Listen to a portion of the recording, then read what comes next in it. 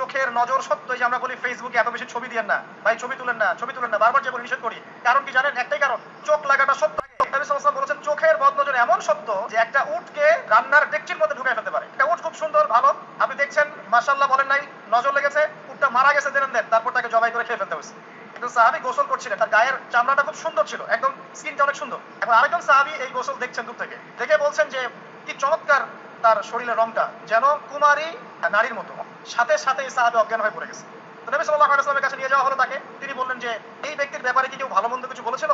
তখন একজন সাহাবী বলেন, হ্যাঁ অমুকে বলেছে এর স্কিনটা অনেক সুন্দর, ওকে ডেকে নিয়ে আসো। ওকে ডেকে আনা হলো। ডেকে আনার পর নবীজি তাকে অনেক শাসালেন, তোমরা তোমাদের ভাইদেরকে কি মেরে ফেলতে চাও? তখন এই সাহাবী তো অবাক, আমি আবার কখন মারতে চাইলাম ইয়া রাসূলুল্লাহ, আমি তো খালি বলেছি যে তার গায়ের রংটা অনেক সুন্দর। তখন তিনি বললেন, কেন তুমি সুবহানাল্লাহ বললে না, কেন তুমি মাশাআল্লাহ বললে না? যখন মাশাআল্লাহ বলবেন, সুবহানাল্লাহ বলবেন, নজরটা লাগবে না। আপনি বিশ্বাস করেন ব্যবসা খুব ভালো চলছে, মানুষ বললো যে বাহ তোর তো ব্যবসা হেভি, লালে লাল শাহজালাল, দেখবেন আপনার কেনা বেচা বন্ধ হয়ে গেছে।